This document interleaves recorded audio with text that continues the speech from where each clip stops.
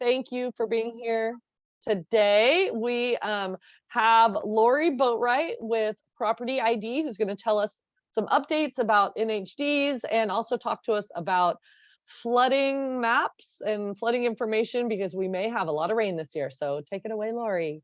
Thank you. Thank you. Hi, everyone. As Heather said, Lori Boatwright, Property ID. Happy to be here today. Thank you. Yeah, I actually thought what I would do is if you guys have anything specific on the NHD that you have questions about, otherwise what I wanted to do is kind of go through a few things that I think are going to be relevant and are relevant. I'm going to go ahead and just share my screen so I can show you a report. And I'm showing you a report from, well, let's see, where is my screen? Oh, haha, just kidding. Okay, there we go. I'm glad I don't have three screens. Two screens is bad enough. Great. So I wanted to share a report that does have some info that is actually in a flood zone. It's in Forestville. I don't know where everybody on the call basically does business, but this is actually a really good thing to go through because I did hear we are going to have a pretty serious El Nino year. Hence the rain in August, right? Was this crazy? We woke up this morning and it was raining. So anyway, I'm sure that you, hopefully you guys are all familiar with the report and how the report functions. But one of the things that I do when I get an NHD report, the first thing I always do is I always view the forms first. And the reason I go to the forms section is because your statutory disclosure statement is there, which is of utmost importance to look at. And you can see here that this particular property is actually considered in a potential flooding. And it's shown on a dam failure inundation map. Now, the importance of that is this. A lot of times, people get a little nervous or mixed up when they see dam inundation and they think, oh no, I'm going to have to deal with flood insurance or whatever. But it is a little bit different than the actual mapping of like whether it's in a 100-year flood, flood zone or so on and so forth. So I'm going to actually return to page 1 and I'm going to take you to the flood section. And I just want to show you here, it shows that this particular property is located in a AE flood hazard area, which does in fact, for federal purposes, put you in a flood hazard zone. So one of the things that Property ID has done is we actually have provided a FEMA community rating system in here, which is really awesome to have. I don't believe that any of the other NHD companies are doing this. And the reason this is important is because, especially a property like this that's showing in a potential floodplain where there could be flood insurance requirements, the FEMA community rating system actually has a rating of 1 to 10. And if a community has done the necessary preparedness and become certified, there can be actual discounts up to like 45% on flood insurance, which is pretty incredible. So you can see here, this particular property, this subject property is located in a community that was given a class 10 rating. Okay, so that just means here in Forestville, they have not done any community preparedness. They don't have the actual, they have not put together the participation program so that they can meet the requirements for those class, so it's your community rate class. Something to keep in mind. I mean, for those types of communities, it's actually a great thing if they were to go ahead and get that rating put together, because then they could have reduced premiums up to 45%. So anyway, that is just something that when you do have a property that shows it's in a flood zone, it's important to look at the FEMA community rating system just to see if there is some kind of discount. Also, the nice thing is, we do have the, sorry, I don't want to click out of, we do have it's all the way at the end of the report. So I'm going to go all the way to the report. We have the, ta-da, here we go. Ta-da, standard flood hazard determination form in here too. So just know that in every report, you're going to find this. And this shows here that this particular property, federal flood insurance is available on the regular program for this particular property. So that's very valuable information. And it shows that this home is in a special flood hazard area. Yes. And it is in zone AE. So it does actually, in the comments, it shows what zone it is located in. Now, the other thing I wanted to share with you that you may not know is that anytime you get a property that has a flood zone with, let's say it has a flood zone of AE and X, okay? Or, you had those two determinations on that particular parcel. You're not going to know exactly where that flood zone is located on the parcel, on the property itself. So when a situation like that happens, reach out to me, please. And I can actually get a map that will show exactly where that flood zone is on the parcel. So if for instance, zone AE is not a part of where the house itself is, that can actually help you a lot with your insurance. Although I don't know if anything really helps with insurance these days, but we would like to think, but every little tidbit of information that we can hand over to the insurance company that can help us with our insurance. This is actually a very valuable piece of information for you that can help you if there is multiple flood zone determinations on a property. And believe it or not, that actually happens quite a bit. There are properties that could just have like a tiny little corner is in a flood zone, but we never know what that determination is until we actually see the map. So please know that we always have that availability to you if you'd like to see it on a map. Let's see the other. I love I love being able to just click through this. I can't stand scrolling through millions of pages to try to find what I'm looking for. Dam inundation. So this particular property is in a dam inundation area. That particular thing is very important for us because dam inundation, if a dam actually fails, like for instance, if the Oroville Dam was to fail, a big part of the state would actually flood. It's that much water. So it's really important for us to know that about dam inundation. And I do know that Property ID has extensive information about that. There are certain and also we're putting levees in here, of course. And you got to think about the fact that we've had incredibly, incredibly dry weather for a long time. We've had a lot of lakes and a lot of areas that have completely dried up. And then all of a sudden they started filling up because we got a lot of rain this year. Well, a lot of these, there are levees and dams and that actually had been dry for many, many, many years. And now all of a sudden they have water in them again. I know that they've spent a ton of money in the Central Valley, trying to rebuild and restructure some of these levees that haven't been in use, but those are things that are important to pay attention to because if they've been in ill repair and they've been dry and all of a sudden now they're full, like those are just important information for your buyers to have. Let's see. I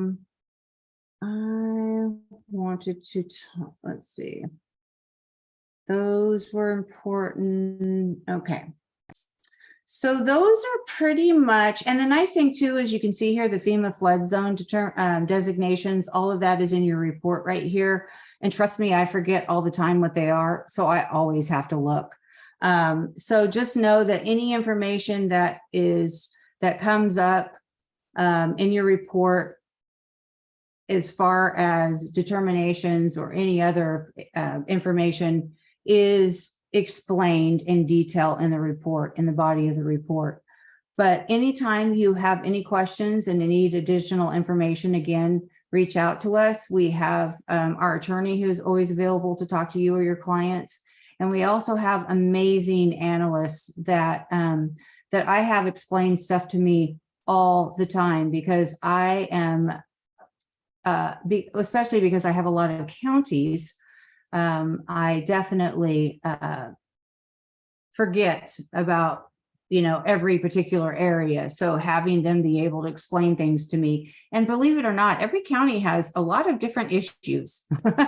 So being able to understand what those are and what they mean and how they affect the property. Here's a question. Is it true you need a LM or LMA determination for a lender to not require flood insurance? I'm not sure what a letter of, is that a letter of mortgage? What is that? I'm not sure what that is. Yeah, I'm not sure either. Curtis, are you still? Oh, looks like maybe he dropped off. Oh, The one darn. who asked the question, darn it. Oh, Here, just a minute yeah. ago. But you know what? I'm going to take that question and I'm going to cut and copy it. I'm going to actually send it to my analysts and see if they know. Okay, They great. might know what LOMR and LOMA mean, because I haven't seen that before. Great, thank you. Yeah. So any questions about flood or flood determination? I don't know if any of you had any issues that have come up about that you might have any questions about. I have one.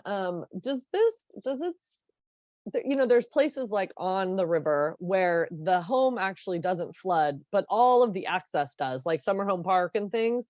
Is that indicated on here that like the access, or is that wouldn't be, would it? It's just the actual property, right? Well, actually, with flood, it would be the actual property, but you have to realize that, you could, if you wanted to see the surrounding areas, though, you could ask me for that. Okay. I could provide that to you, because I know in the river area, sure, there's going to be concerns. You want to make sure there isn't flooding nearby, but they're pretty good at making a nice big envelope of inclusion when it comes to flooding, right? Yeah. They're pretty inclusive with that. But I just think it's, it's definitely good to know. And here you can see where it shows the reservoir proximity. And that again was about what I was talking about. That information is especially important nowadays because we've had such extreme weather. Our weather system is not the way it used to be. Like we go years with drought and then all of a sudden we just have an influx of a huge amount of water. And, I've been reading that they are comparing this year to like 86 and 87 and 1997 and 98, where we had those massive floods. They're saying that El Nino, now mind you, this is just what they're saying. It doesn't mean it's going to happen, but they are saying that that's going to. So it's really, really important that we prepare our clients as well, by giving them the best information that we can. Lori, can I interrupt for a second? I just did a quick lookup, and the LOMA is a request of letter of map amendment, and the other one is letter of map revision, and this all is to FEMA. Oh, interesting. Yeah. I'm going to send that to my analyst, and I'll send it to Heather too, so she can explain it to you, so she can send that information out to everyone. Yeah. Because I'm curious. Anytime I hear anything I don't know, I want to know. Right. I want to know, what does it mean and how does it affect us, right? Yeah, it looks like some kinds of things where you can request FEMA. You have to possibly do an engineering report, and then you can request, I think, to get out of the flood zone area, categorization, something But like that. elevation Sounds like, certificate and stuff. Yeah. That's when exactly. it's- So interesting. Yeah. Okay. Yeah, and that's way above my knowledge. Boy, I tell you, when it gets to the engineering part of it, I leave that to them. Yeah, absolutely. Hey, Lori, Yeah, but it is good to have that basic information and understanding so you know which step to take next, right? Right, great. Yep. Because that's the thing. We live in a county where we have so many different natural occurrences, I mean, we're so close to the ocean, so we have the tsunamis. We're close, then we've got the river area where there's a lot of flooding potential. Then we've got wildfires, which is really relatively across the entire nation at this point. But we do have a lot of things to contend with and a lot of things that we want to just make sure that our clients are as educated as possible to protect themselves and protect their property, which is why we give this information, right? We don't give it to scare them. We don't give it to them to try to create ways to offset how much the value of the home. It really is just to educate them so they know what to do. I know if I lived in an area that was susceptible to flood, I would make sure I had sandbags on my property. I mean, things like that, right? Where you're actually creating simple solutions for yourself so that that you can provide, you can just provide the best protection, just like with fire, right? Now we have all of this crazy stuff with fire. I'm going to just review that really quick with you too, because that's another one that's always so much fun to try to figure out. And Lori, I know, I think Eric, Eric has his hand up. Did you have a question, oh, Eric? I'm sorry, Eric. That's okay. Kind of a continuation of Heather's question. If a property is in a flood zone, but the home is on an elevated portion, how often does the elevation report or an elevation survey come into play to identify that the home is not in the flood plain, but that there's portions of the property are?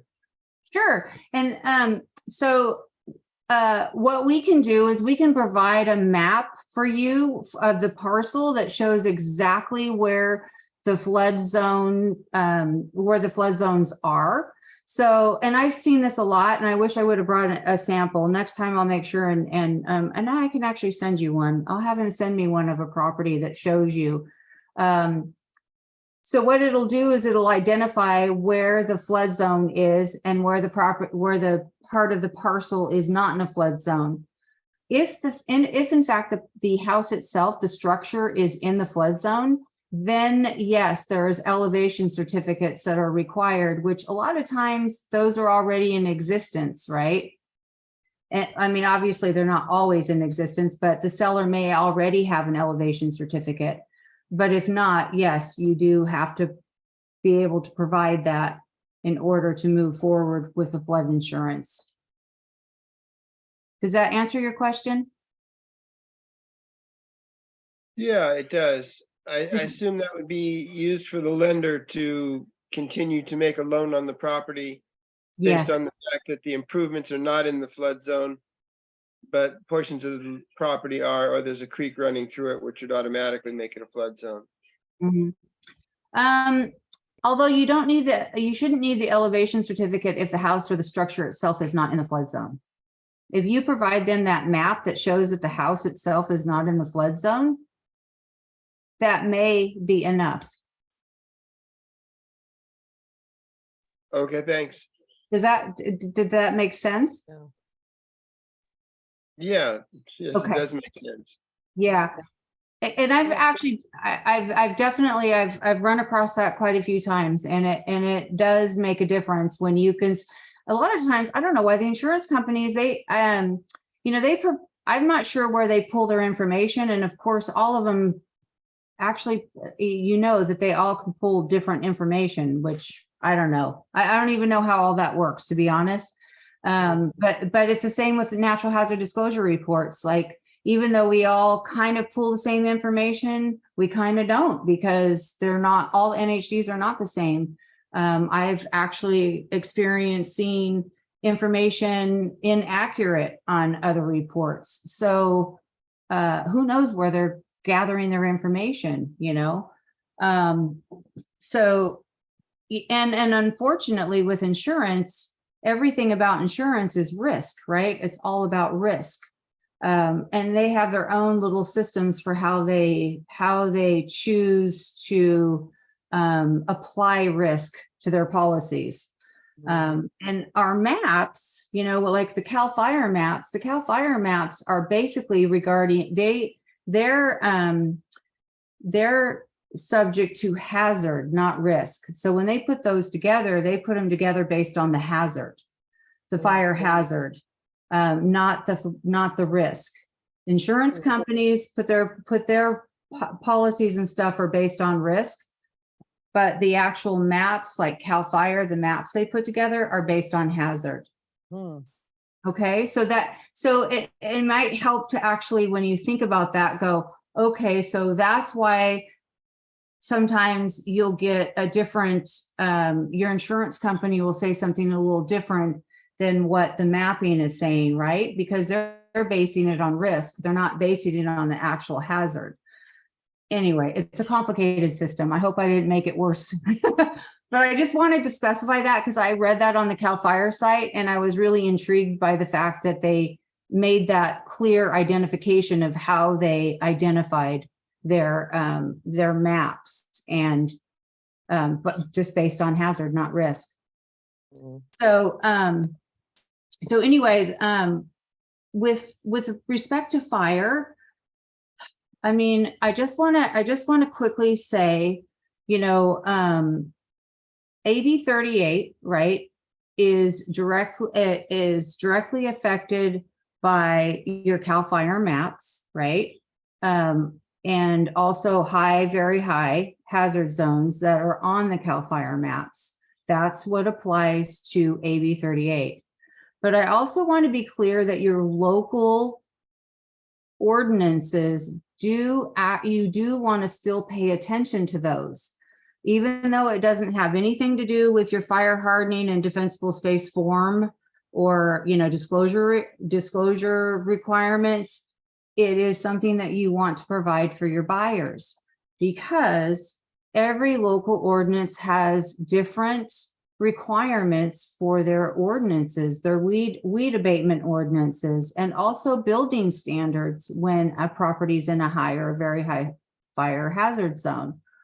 For instance, Petaluma, there are parts of Petaluma that are in a high fire area, and they have building restrictions in those areas. So it's really important that you do have the local maps and the local information, because it can affect the property. So I hope that isn't confusing, because I know that the whole fire stuff, that everything about fire is extremely confusing. This particular property is shows that it's not in a very high fire hazard zone. It's actually in a moderate fire zone, which we do need to disclose whether it's in a moderate fire zone. Now, is there any requirements for that for you? No, there isn't. It's just a matter of letting them know, you know, that they are in a moderate fire zone. And right here where it shows that the subject property is located in a moderate fire zone, it explains what that means. And it just means that, you know, they're in an area that's a little more susceptible to fire hazard. You know, they're not in a high or very high, but they're probably in close proximity to that. So it's a moderate fire zone. And it's something to pay attention to. And, you know, I mean, if I was, you know, and it also says that they're strongly encouraged to consult their local fire emergency services and building departments to determine localizing fire risk, building codes, etc. And really, in an area that's in a moderate zone, I mean, it's just as a potential buyer, I would be concerned about doing my fire hardening things to my house anyway, just because I'd want to protect myself. But in areas like that, they would want to be a little more conscientious about doing what they can to keep their weeds down, and you know, the home hardening additions to their house, etc. So in our report, and the reason I bring that up, because when you look at our report, we have a little, in our form section, we have an AB 38 fire safety, home hardening, and defensible space form. And the reason we have this form is twofold. One of the biggest reason is that we wanted to make it as easy as possible for you to understand whether or not AB 38 is applicable to the property, whether you need to fill out that disclosure form. So we have these little check boxes right here. The first one saying, no, the property is not located in a high or very high fire hazard zone. The second one says that it is not in a California Department of Forestry and Fire Protection's official high fire or very high fire, but it does say that a completion of AB 38 form is voluntary. Why does it say that? It says that because it is in a moderate fire zone, and on the FHDS form, it says that a seller can volunteer if they know anything about the property as far as the zoning is concerned. But it does make it clear that you do not have to worry about AB 38. And I'm just going to go to the fire section and show you again. It shows you right here when you go through the summary section of the report, it shows you as well that AB 38 form is voluntary. So that just means the FHDS form is voluntary for defensible space. And the cool thing about it is, you know, all of those little fire disclosure forms are in here that just gives your buyer great information, your seller and buyer great information about what is required, especially for defensible space. And basically some good information about how to maintain their property. Let's see, that covers fire, flood. One more thing that I'd like to just share with you really quick on land use. We have protected species, and this one actually can be of significantly important because we actually list out all of the endangered species. This particular property just doesn't have any. But if it did, like if it had the tiger salamander, then you would know that that property would be very difficult to be able to build an ADU or do any renovations or any additions to the house, because tiger salamander kind of creates a big flurry of impact fees and environmental impact report and all this other fun stuff before you can really do anything to your property. So I wanted to point that out because that's just one more area that you can look at, especially if you're helping buyers look for property. This is something that they can look at. If you know that if somebody's looking to put an ADU and buy a house and then build an ADU, this would show them whether or not they would have some issues with endangered species. You know, it doesn't mean that they could automatically get the permits to do it, but because of the new laws with ADUs, and they've made it so easy for you to do ADUs, junior ADUs, and add additional buildings, people think they can automatically do that. They don't realize that these kind of things like protected species could prohibit them from actually building an ADU. And, you know, so just know that there are some limitations, even though there may be room. It's a perfect location for it. These things can make a difference in whether that can happen. And I really do think people don't realize that because of the way that they've kind of promoted how everyone can have an ADU, right? That's what I hear. Everyone can have an ADU. Well, that's not true. Yeah, if you have someone that's looking for property, particularly to do something where they know they're going to be adding on anything that disturbs the ground, is tiger salamander can be problematic. The county has, you can go on the county site and there's a overlay map of the whole tiger salamander protected area. It's basically the Santa Rosa Plain. So for that one in particular, it's like down by Todd Road and, you know, a lot of the properties that, yeah, so that's another resource if you're just kind of wanting to steer your clients away from those areas. You can do that, you know, get an idea of where that is. So That's awesome. Well, we are just at time. Anybody Perfect. have any quick questions or anything that their burning desire to know? Well, thank you so much, Lori. Welcome. The property ID is a really great NHD report. It's really comprehensive, and Lori is a really great resource if you guys have, like she said, if she can come up with information that you can't figure out on there, she's always willing to reach out and go the extra mile to find out for your clients. So definitely utilize her. She can get you taken care of. So Thank you so much. I appreciate it. And the report is $99, and that includes the environmental. So it's a great deal. awesome. All right. Well, thanks I'm gonna everybody. stop Y'all sharing. Thank you. have a great week, and we'll see you. Well, I won't see you next week. I've got board meeting, but Gary will be here next week. Bye-bye. Thank Bye. you. Thank you.